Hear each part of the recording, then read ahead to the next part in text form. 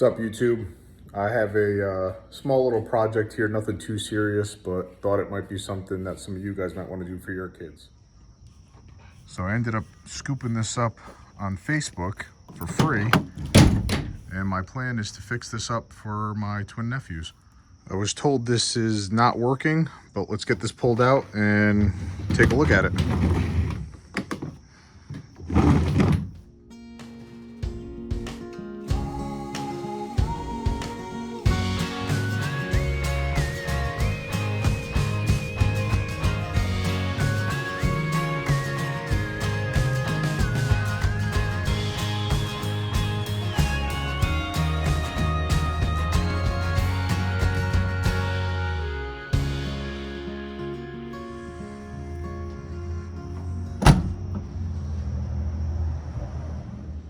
So here's the car. Looks like it's a small 12-volt car. Let's get this thing plugged in and see if it'll take a charge. So I've had this thing plugged in overnight. Unfortunately, it doesn't look like with the plug out that this thing really took a charge. Not getting any voltage reading here, so let's crack into it and see what's going on with these batteries. So I took a look underneath this thing, and my guess is that the batteries and the remote control module are located underneath the seat. So let's take a look under here and see what's going on.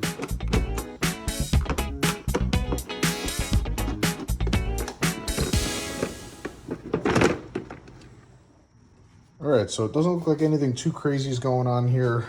We got two 6-volt batteries in series here, and it looks like they're wired in line with a fuse.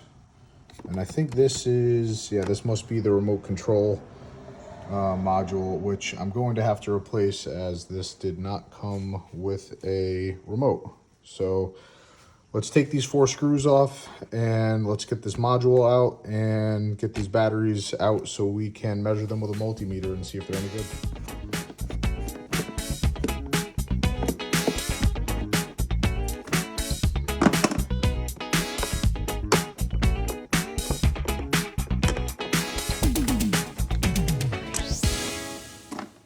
All right, let's take this lead off of the fuse here, just so that I can get the cover off of these batteries. And now we'll gain access to the terminals on each of the 2 6-volt batteries. We'll test these with a multimeter, see what we have for voltage and amperage. My guess is these batteries are bad, and if that's the case, I'm not mad about it. We will actually end up replacing these with an adapter for a Milwaukee M18 battery, which will give this thing a little bit more juice. So I think I already mentioned I didn't get the remote with the car when I picked it up. So this receiver will have to get replaced. They're cheap enough. Found this on Amazon with the controller for 25 bucks. So I can link that in the video below. So I guess first things first, just to diagnose the health of this battery, we'll just do a voltage reading first, and then we'll check what we got for amperage here. So since these are wired in series, you just have to test across the lead to the 2 batteries. Looks like we have 9 volts. I'm not sure if you can see that. So a little less than the 12. Obviously, this is charged overnight.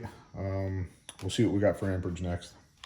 So we got in our replacement remote control receiver module and remote, as well as the Milwaukee M18 adapter in the box here. So let's get these unboxed and take a look.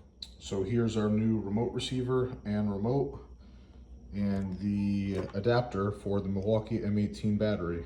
This also has a spot for an inline fuse, and it came with 2 30-amp fuses and a connector.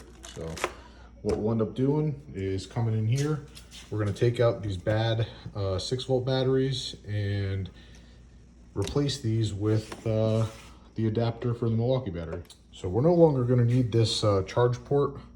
So I'm actually going to just remove that here and pull that out along with the batteries. And then what we'll do is wire in the M18 adapter directly into the leads going into the remote receiver here.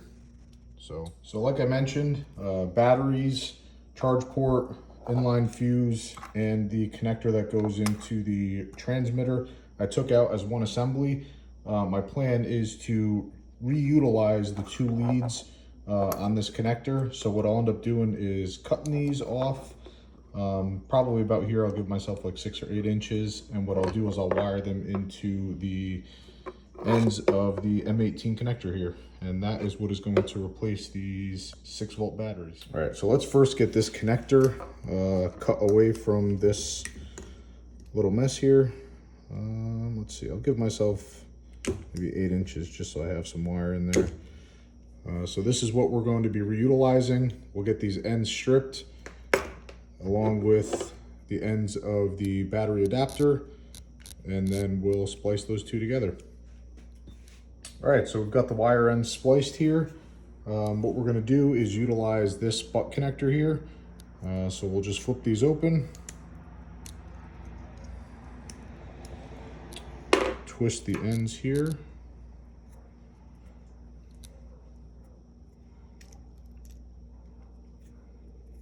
And this will give us a very quick and seamless connection to the Milwaukee adapter. So I'll show you what that looks like when it's complete. All right, so with the butt connector utilized, we have a nice tight connection. Just flip these locks down after the wires are stripped and inserted here. But essentially we have the factory connector here that'll go into the transmitter. And now in place of these two 6-volt batteries in series, this was a 12-volt system here, we'll have our adapter for the M18 battery here. So now let's replace the transmitter in the car, get this plugged into it, hook up our battery, and see what it does. All right, so as you guys had already seen, we took the lead and the connector off here where our power went in. Let's just get the rest of these connectors off of this transmitter so we can replace it with our new one so we can utilize the remote control. All right, so old transmitter that we don't have a remote for, going out. And new transmitter ready to go in. All right, with the new transmitter in and our Milwaukee M18 adapter plugged in, let's get a battery on this and see if we can get this thing to power on before I secure anything and tidy this up. All right, so again, yeah, nothing tidied up yet, but what I wanted to do was bring over decently charged M18 battery, get this thing plugged in for the first time, and see if we can get this thing to power on. So let's see what happens here. All right, looks like we've got power.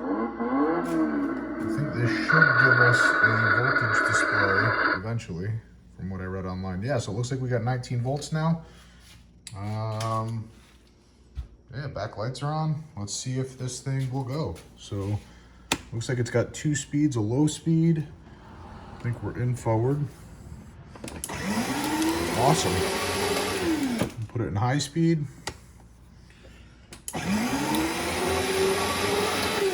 Let's see if reverse works in both speeds. Awesome. See if that works in high. All right, great. I guess the last thing to do would be to tidy all this up, get this transmitter back secured, and find a new home for the battery adapter. All right, so we've just got these 2 screws to tighten up on the receiver. All right, so for now I've got everything neatly tucked away back under the seat compartment. I don't love the idea of leaving this here, seeing as how the seat has to be screwed on and off every time. But for now, just for a clean installation, I'm gonna leave that in there. So let's pop the seat back on and see what this thing looks like finished up. So here's a pile of the things we'll no longer be needing. Obviously the 2 6-volt batteries with the inline fuse and charging port, the charger, the 2 battery covers, battery tie down, and this is the old receiver, which we replaced with a new one so that we can utilize a controller. One of the last things is going to be putting a new battery into the controller and making sure this works. All right, so one last step that may not be required for all of you, but I had to do for myself since I had to get a new receiver and controller, was get this controller on the same frequency as the receiver. I forgot to video that, but essentially with new batteries in here, you hold down, this is the sync button. Once you get the flashing lights here, you power on the car, And if successful, the two will pair up. If not, you just repeat that step. All right, so with the pairing complete now, I'll power on the car and show you guys this working with the new M18 battery and the remote control.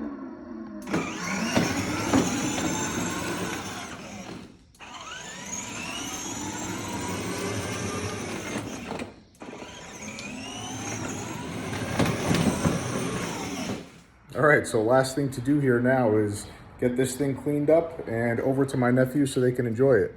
If you guys like this DIY project and want to see more stuff like this, give me a like, a comment, and a subscribe, and stay tuned for more content.